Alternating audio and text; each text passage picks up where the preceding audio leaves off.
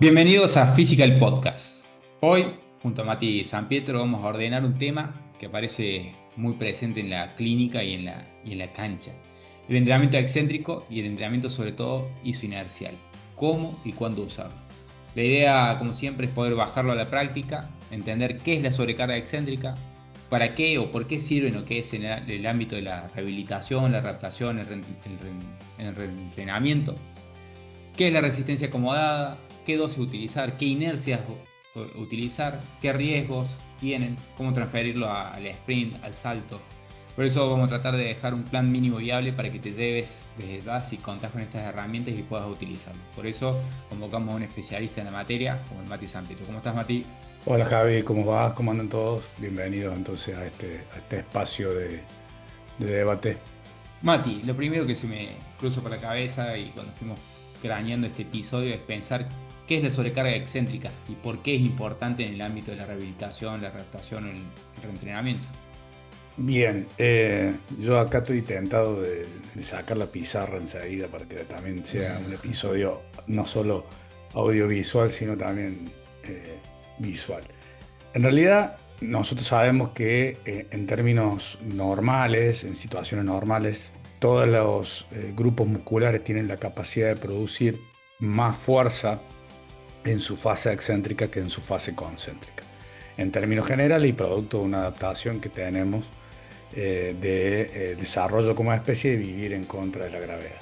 Eso está comprobado, hay una revisión sistemática reciente en uso que hace una recopilación muy extensa de una gran cantidad de trabajos en donde muestra que casi todos los núcleos articulares en el cuerpo tienen un promedio de un 40 a un 60% más de capacidad de producir fuerza excéntrica que de la capacidad de producir fuerza concéntrica del mismo grupo muscular. Por lo tanto, en términos de cualidad, la capacidad de producir fuerza excéntrica es una situación normal, digamos, es un lugar de normalidad para todos los núcleos articulares y eso nos permite producir movimiento deportivo o no deportivo eficiente, ¿no? Amortiguar, frenar, cambiar de dirección, sostener peso, trasladar peso, etcétera.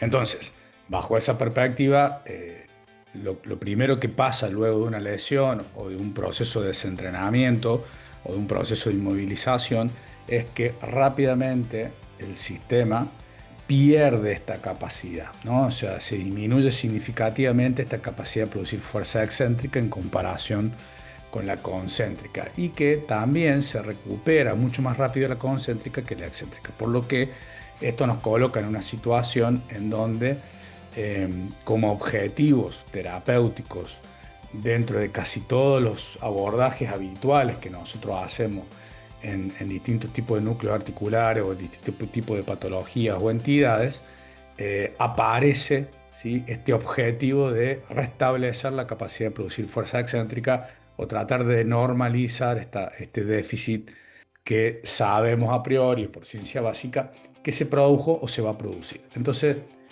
ahí creo que radica puntualmente el desafío. De hecho, se ha venido estudiando, ¿no? Está este fetiche del excéntrico, incluso de la época de, Alfredson.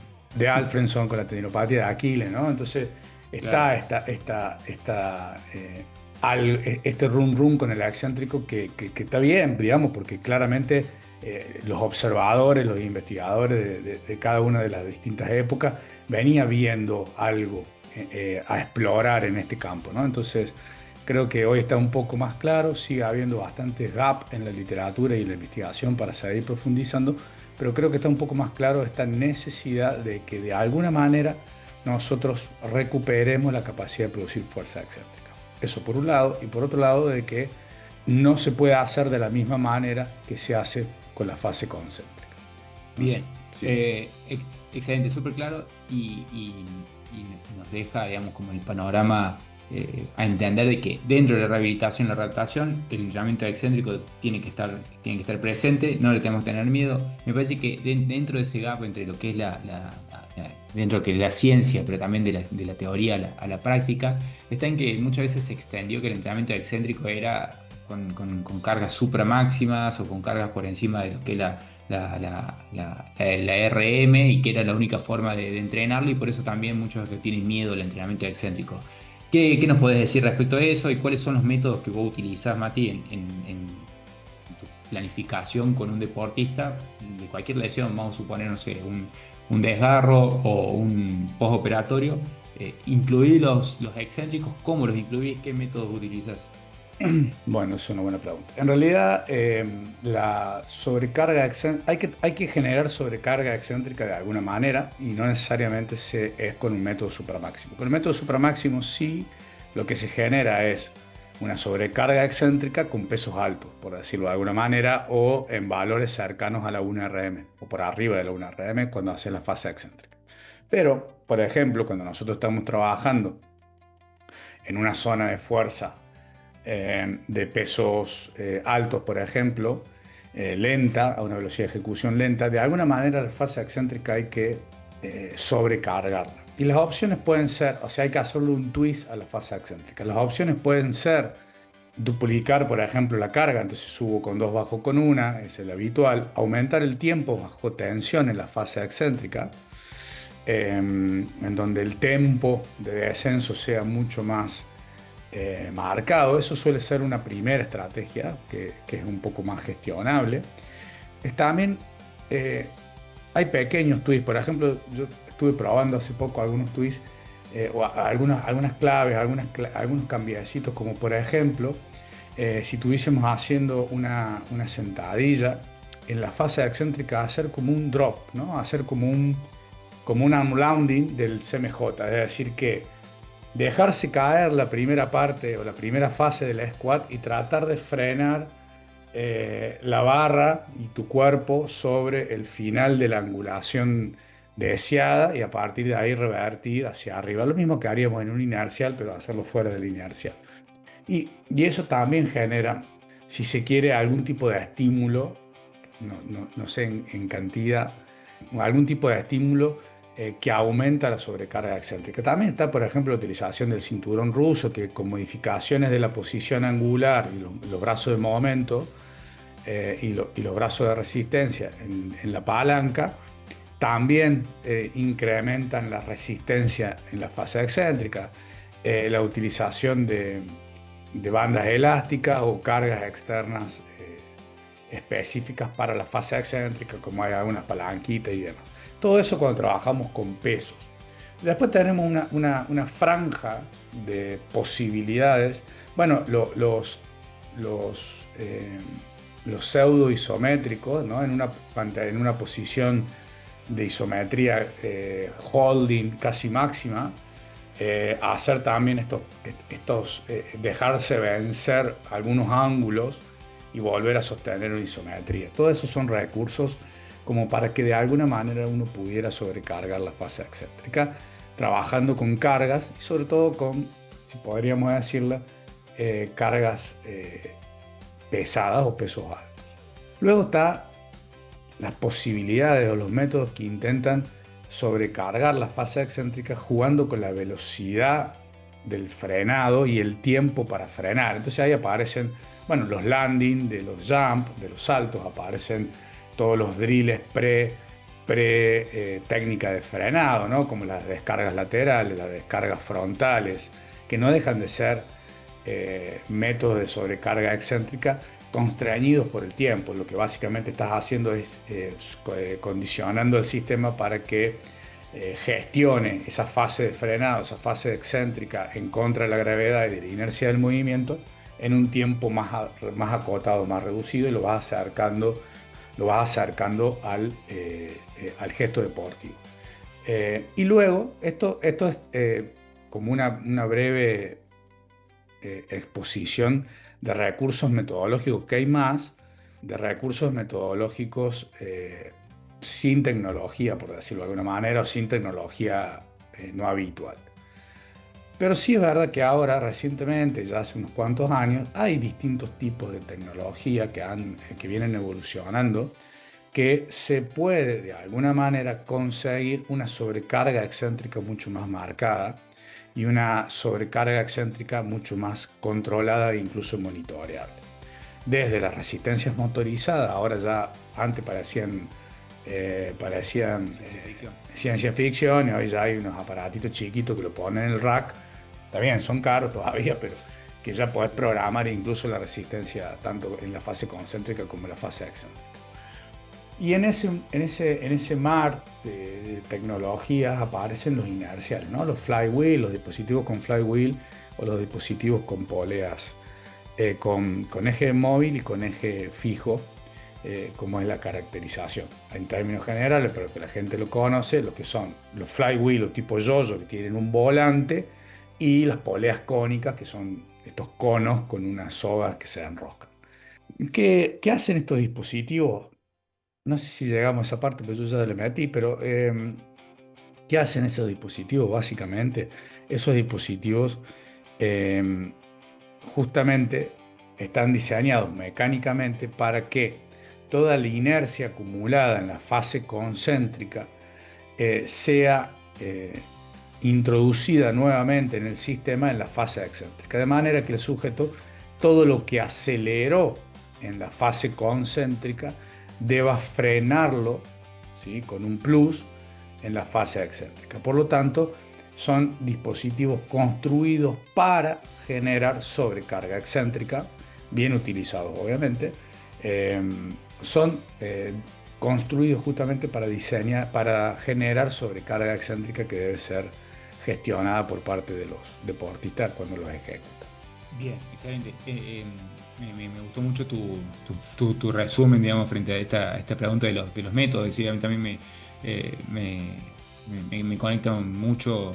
Hay un trabajo inclusive de Suyo Amel que explica estos cuatro métodos, ¿no? Y la importancia de entender de que podemos generar sobrecarga excéntrica a partir de acentuar la carga, pero también podemos acentuar el tiempo. Tenemos los pliométricos con toda su escalerita de progresión que son súper útiles y que los podemos empezar a introducir desde etapas tempranas.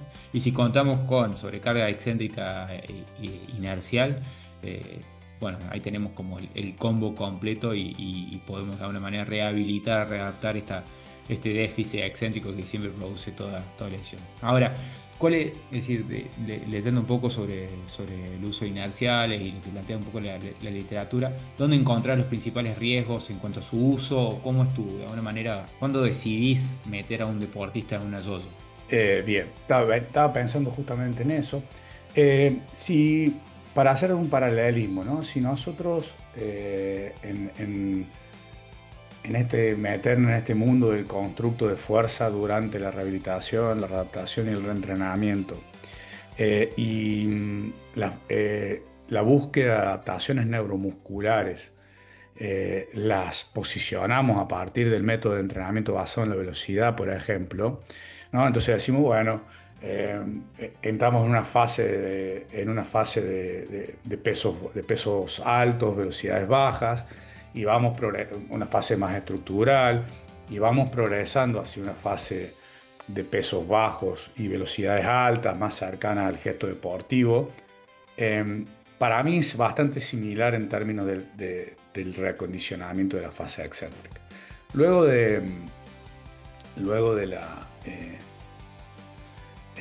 la fase estructural, en cualquier proceso de rehabilitación, va a depender también de qué patología o qué entidad o qué lesión estemos hablando, porque es verdad que esta sobrecarga excéntrica tan marcada puede tener un efecto positivo y ser seguro para una reconstrucción del ligamento cruzado anterior en fases tempranas, y a lo mejor para una lesión muscular isquiotibial de ciertas características sea conveniente postergarlas hacia el final de la rehabilitación, ¿no? Entonces va a depender un poco de qué estemos hablando, pero en términos generales, que eso tiene más que ver con la seguridad, y después te voy a responder a lo que me preguntaste. Yo lo pienso de esa manera, ¿no? Entonces, si nosotros estamos en una fase pesos, eh, de pesos altos, velocidades bajas de ejecución, los dispositivos tipo flywheel son, en términos generales, relativamente lentos, no son tan lentos, pero son relativamente lentos y correlacionan con velocidades bajas y pesos altos de la fase concéntrica. Entonces a mí me gustan introducir de manera bipodal o unipodal el entrenamiento excéntrico con dispositivos flywheel, porque te mantienen incluso mayor, tienen menor complejidad neuromuscular a la hora de realizar los ejercicios. Si pudiéramos tener sillones, camillas o el dispositivo instalado en ejercicio, sí, bien digo, en movimientos de cadena cinética abierta, como el sillón camilla de isquios, el sillón de cuádriceps y la camilla de isquios con dispositivo flywheel, incluso el parasolio viene también, mejor todavía. Entonces ahí entra, me parece, las velocidades bajas y las resistencias altas para generar las adaptaciones neuromusculares del entrenamiento excéntrico, para generar el reclutamiento de las fibras rápidas preferentemente, para acompañar para acompañar un poco la construcción estructural de ese músculo en recuperación y demás.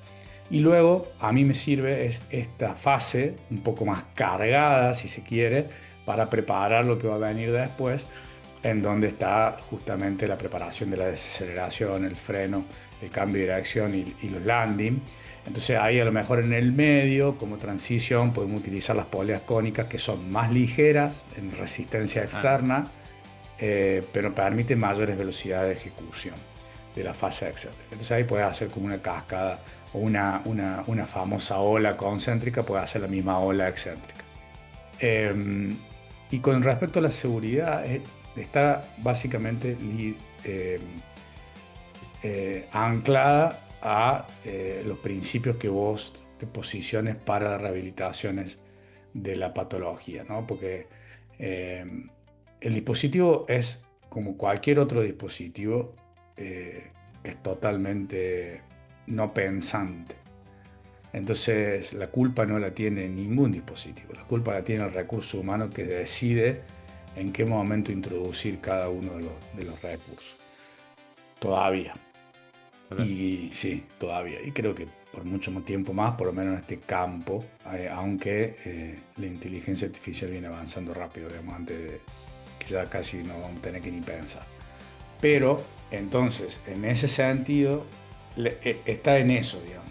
Saber que los dispositivos inerciales, bien utilizados, generan una sobrecarga excéntrica significativa, van a poner a ese grupo muscular o a ese complejo músculo tendinoso en una situación de alta tensión excéntrica y alto estrés excéntrico, lo que va a conducir, va a ser el estímulo para conducir las adaptaciones que estamos buscando. La pregunta es, ¿esa estructura con esa lesión en ese momento está en condiciones de tolerar esa demanda excéntrica o requiere más tiempo de otro tipo de estímulos más seguros para acompañar su proceso de curación y cicatrización? Ese es un poco lo que define la seguridad. Entonces, podemos decir, digamos, que inercias bajas o bajas medias, por ahí te llevan a producir más pico de potencia concéntrica, pero menos sobrecarga excéntrica, e inercias más altas te van a generar quizás menos pico de potencia concéntrica, pero más sobrecarga excéntrica. Entonces ahí también, en eso que decís vos, la cascada o la ola, digamos, en lo que es la fase concéntrica, lo mismo para lo que es los dispositivos excéntricos podemos utilizar a nivel inercial. Están clarísimos los riesgos que dependen de nosotros. Te voy a hacer dos preguntas. Una, que creo que un poco porque dijiste de lo neuromuscular estructural, me lo respondiste, pero tema de dosis, o sea, el volumen típico que utilizas, ya sea para una orientación más estructural, o sea, para generar estructura, o para un fin más neuromuscular. Y la otra que te pregunto es, te saco del ámbito de rehabilitación y te llevo al ámbito de la prevención o de la preparación física. El deportista está activo y juega el sábado. El viernes puedo meter inerciales, el jueves puedo meter inerciales, el miércoles, ¿hasta cuánto tiempo antes lo tendría que meter? Bien, y la primera pregunta era... La del volumen y la Ah, densidad que la, utilizas. la- la- la dosis, yo la verdad que el entrenamiento excéntrico terminé resolviendo heurísticamente eh, una dosis bastante estable, porque como en algún momento creo que en la presentación vos lo dijiste, el entrenamiento inercial tiene esta resistencia acomodada que depende de la intensidad de la fase concéntrica, eh, justamente la sobrecarga excéntrica. O sea que básicamente está todo el tiempo el sujeto, si lo hace con una intención de movimiento alta, va a estar generando un estrés interesante sobre el sistema. Entonces, la verdad que mis dosificaciones son dependiendo si estoy trabajando con rehabilitación o con prevención, de 2 a 4 series de 6 a 8 repeticiones positivas, productivas, ¿no? Hay que tener en cuenta Exacto. la de arranque y la Efectivos. de, sí, efectiva, la de arranque y la de frenado. Yo creo que en ese rango se puede conservar la intención de mantener una buena inercia concéntrica para que te devuelva una buena demanda excéntrica. Eh, y creo que cubre, si se quiere, el espectro tanto de lo estructural como de lo neuromuscular. Probablemente Claro. sobre lo estructural podamos incorporar a lo mejor o más volumen total en la sesión de entrenamiento inercial, o con más serie o con más ejercicio para el mismo grupo muscular, pero no sobre las repeticiones. Me parece que sobre las repeticiones, conservar entre 6 a 8 repeticiones buenas, productivas, con buena velocidad concéntrica para generar inercia en la fase excéntrica, son la clave de aprovechar al máximo este recurso. Y con respecto a lo preventivo, hay varias. En realidad no hay evidencia. Evidencia es cuando hay un grupo de investigaciones que terminan concluyendo o generando una conclusión un poco más robusta sobre la temática. Hay un trabajo que mostró que eh, utilizar el entrenamiento excéntrico post partido de baja carga como estrategia de recovery bajaba significativamente los marcadores de daño muscular como la creatinquinasa. Eh, Sinceramente, para mí, si nosotros respetamos los principios de este método, eh, y lo que queremos justamente es generar adaptaciones para que esas adaptaciones y generar mejoras de las cualidades para que esas mejoras de las cualidades se transfieran al rendimiento deportivo. Y como es un método, como cualquiera de los otros métodos de fuerza en ciertos deportes totalmente inespecífico comparado con el juego en sí mismo, yo lo mantendría alejado de la competencia, no lo pondría el día previo del partido, ¿sí? Yo lo pondría generalmente en el bloque de carga del microciclo, en el +3 Bien. o en el -4, depende como quieran ver, Claro. en el bloque de carga del microciclo, con un estímulo semanal, siempre y cuando hayas hecho un buen periodo de adaptación en un periodo preparativo, de preparación. Entonces, no lo veo que me aporte demasiado en el día previo. También se ha utilizado como priming, como estrategia de tapering, aparentemente porque tiene efectos Una de, potenciación. sí, de potenciación Claro. post-activación. Me parece válido en algunos entornos, en alguna cultura y en algunos deportes. Creo que ahí la decisión es entorno dependiente, ¿no? Contexto dependiente. Si los deportistas están acostumbrados, lo aceptan y encima creen que haciendo eso saltan más alto, eh, bueno, probablemente pueda ser un recurso a utilizar. Sí, y siempre que esté adaptado, y obviamente no lo va a enseñar el mismo día del partido, ¿no? Es Claro, decir, esa claramente sería la... no Sí, tenés que valerte del efecto del ejercicio repetido, que se llama Repeat Without Effect, que es Sí, como casi una vacuna. Si ya estás adaptado a ese dispositivo, estás adaptado a ese tipo de entrenamiento, metelo, pero no lo vas a meter el mismo día del partido, que claramente no te va a servir. Bueno, excelente, estamos de Mati. acuerdo. Eh, Creo que hemos hecho un repaso súper valioso desde el punto de vista de todo lo que es el entrenamiento excéntrico, sobre todo el inercial, con toda tu experiencia en el uso de estos dispositivos. Me gustaría que le dejes a quienes están escuchando, a quienes están mirando, tres conceptos o tres claves para que del entrenamiento excéntrico, del entrenamiento inercial, y si allí también querés integrar algunas cuestiones que ves en la práctica o algunos errores que ves en la práctica acerca del uso de los inerciales, bienvenidos sean, y con eso cerramos este episodio.